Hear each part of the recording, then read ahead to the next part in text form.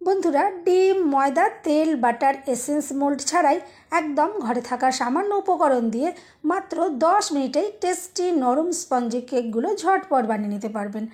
লাগবে না মাইক্রোওভেন বা ওটিজি, সামান্য ছোট ছোট স্টিলের বাটিতে গ্যাসের চুলায় খুব সহজেই বানিয়ে নেওয়া যাবে। আর দেখুন কেকগুলো কতটা নরম স্পঞ্জি হয়েছে। বাচ্চাদের স্কুলের টিফিন বা সকালের জলখাবারে ঝটপট এভাবে বানিয়ে নিন, দোকান থেকে কেনার প্রয়োজন হবে না। সম্পূর্ণ ভিডিও দেখতে থাকুন। রেসিপি ভালো লাগলে লাইক, শেয়ার, কমেন্ট ও সাবস্ক্রাইব করে পাশে থাকবেন। দেখে নেওয়া যাক আজকের রেসিপি।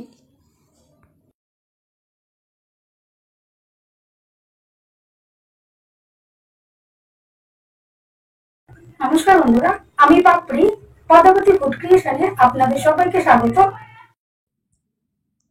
কেক তৈরি করার জন্য আমি এখানে হাফ কাপের থেকে একটু কম নিয়েছি সুজি। এখানে সরু দানার সুজিটা ব্যবহার করলাম। আর আজকে একদম সহজ পদ্ধতিতে, না সুজি গুঁড়ো করতে হবে, না সুজির পেস্ট বানাতে হবে। খুব সহজভাবেই কেকের রেসিপি আপনাদের সাথে শেয়ার করব। সম্পূর্ণ ভিডিও প্লিজ দেখতে থাকুন। সুজি আমি দেখুন একটা বোলের মধ্যে নিলাম, আর ওই কাপেরই হাফ কাপ আমি এখানে চিনির ব্যবহার করলাম। চিনিটা গোটাই দিয়েছি, তবে আপনারা মিষ্টির পরিমাণ নিজেদের পছন্দ মতন কম বেশি ব্যবহার করবেন। এরপর দিয়ে দিলাম 1 চিমটে নুন। অবশ্যই একটু নুন এখানে দিতে হবে, তবেই কেক টেস্টি তৈরি হবে। সব কিছু দেখুন একটু ভালো করে মিশিয়ে নিচ্ছি।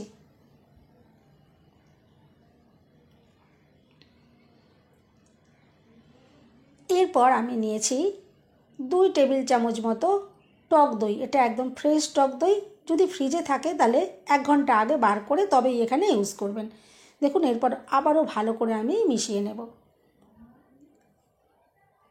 দেখুন খুব ভালো করে মিশিয়ে নিলাম। এরপর আমি এখানে নিয়েছি 1 কাপ একদম ফুটন্ত গরম লিকুইড দুধ। এখানে ফুটন্ত গরম লিকুইড দুধটাই ব্যবহার করতে হবে। দেখুন দুধটা আমি এখানে অর্ধেক পরিমাণে দিয়ে দিয়েছি। এরপর ভালো করে মিশিয়ে নেব। আর যেহেতু আমি এখানে ফুটন্ত গরম দুধ ব্যবহার করলাম, সেই জন্যে এই সুজিটা বেশিক্ষণ কিন্তু রেস্টে রাখতে হবে না, খুব কম সময়ের মধ্যেই তৈরি হয়ে যাবে। দেখুন মিনিট 5 আমি একটু এভাবে রেস্টে রেখে দেবো, খুব বেশিক্ষণ রাখার প্রয়োজন পড়বে না। 5 মিনিট পর দেখুন আমি আপনাদেরকে দেখাচ্ছি কত সুন্দর এটা ফুলে গেছে। সুজিটা অনেকটাই সফট হয়ে গেছে। আর এভাবে গরম দুধে যদি ভিজিয়ে রাখা হয় তাহলে সুজি কিন্তু গুঁড়োও করতে হবে না, আর মিক্সার জারে দিয়ে কোনো এটা পেস্টও বানাতে হবে না। দেখুন এভাবে একটু শুধু ফেটিয়ে নিলে পরেই কিন্তু এটা সুন্দরভাবে রেডি হয়ে যাবে। দেখুন আমি খুব ভালো করে এখন ফেটিয়ে নিচ্ছি।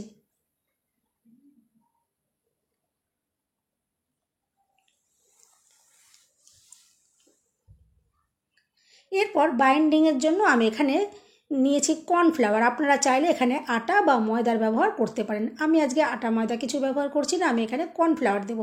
দেখুন আমি এখান থেকে 2 টেবিল চামচ মতো একটু কর্নফ্লাওয়ার এখানে নিয়ে নিচ্ছি।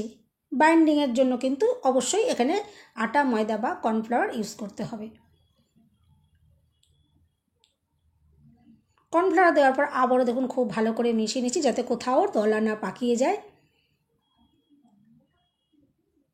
মিশ্রণটাকে দেখুন খুব স্মুথ করে এভাবে রেডি করতে হবে, যাতে কোনো রকম দলাভাব না থাকে। এরপর আমি টেস্টের জন্য 1 চামচ গুঁড়ো দুধ এখানে দিয়ে দিলাম, আর নিয়েছি 1 চামচ ঘি। তেল বাটার ইউজ করছি না, আমি ঘি দিয়ে তৈরি করছি। আপনারা চাইলে এখানে তেল বা বাটার ইউজ করতে পারেন। আর এখানে সুন্দর ফ্লেভারের জন্য 2টো ছোটো এলাচ আমি থেতো করে এখানে দিয়ে দিলাম। কোনো রকমের এসেন্স ব্যবহার করার প্রয়োজন পড়বে না, চাইলে এখানে আপনারা ভ্যানিলা এসেন্স দিতে পারেন।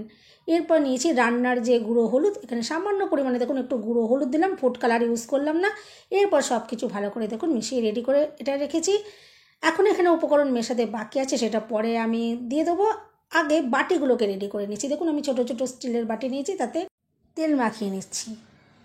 এভাবে যদি তেল মাখিয়ে নেওয়া হয় কোনো রকম বাটার পেপারের প্রয়োজন হবে না, আর মোল্ডেরও প্রয়োজন নেই। আমি এখানে বাটি ইউজ করলাম। এরপর বাটির ভেতরে দেখুন একটু আমি ড্রাই ফ্রুটস দিয়ে সাজিয়ে নিচ্ছি। হাতের কাছে যেরকম ধরনের ড্রাই ফ্রুটস থাকবে সেটা দিয়েই সাজিয়ে নিতে পারেন। আমি এখানে দেখুন একটু পিস্তা, আমন্ড কুচি এগুলো দিয়ে সাজিয়ে নিলাম, আর একটা করে কিশমিশ দেখুন দিয়েছি। আর হাতের কাছে যদি এগুলো না থাকে, না দিয়েও করতে পারেন, কোনো অসুবিধে নেই।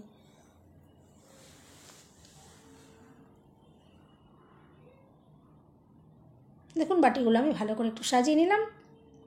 যেমন দেখতে সুন্দর লাগবে, খেতেও কিন্তু খুবই সুন্দর লাগবে। দেখুন এভাবে বাটিগুলো রেডি করে নিলাম।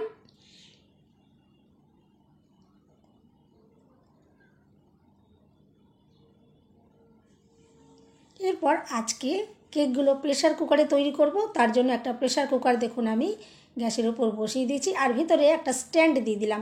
এরপরে 5 থেকে 7 মিনিট আমি গ্যাস জ্বালিয়ে এটা হাই ফ্লেমে গরম করে নেব। আর গার্ডার আর যে সিটি থাকে সেগুলো দেখুন আমি খুলে রেখেছি, এগুলো অবশ্যই খুলে রাখতে হবে। দেখুন সিটি আর গার্ডারটা খুলে নিয়েছি। এরপরে দেখুন মিশ্রণটাতে আমি মিশিয়ে দিচ্ছি 1 চামচ বেকিং পাউডার, আর দিয়ে দিচ্ছি হাফ চামচের থেকেও কম, দেখুন 4 ভাগের 1 ভাগ, চামচে যে 4 ভাগের 1 ভাগ হয় সেটা আমি দেখুন এখানে বেকিং সোডাটা দিলাম। এরপর অ্যাক্টিভ করার জন্য ওপর থেকে একটু জল দিয়ে দিচ্ছি।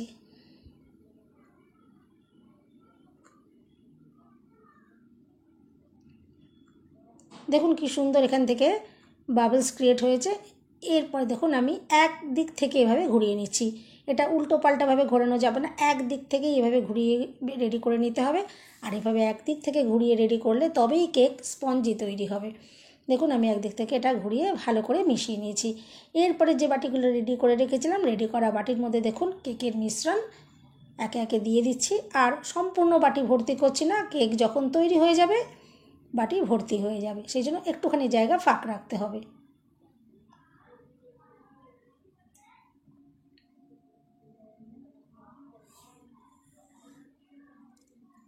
আর বাটিগুলো একটু ট্যাপ করে দিলাম যাতে ভেতরে যে এয়ার থাকবে সেটা বেরিয়ে যাবে।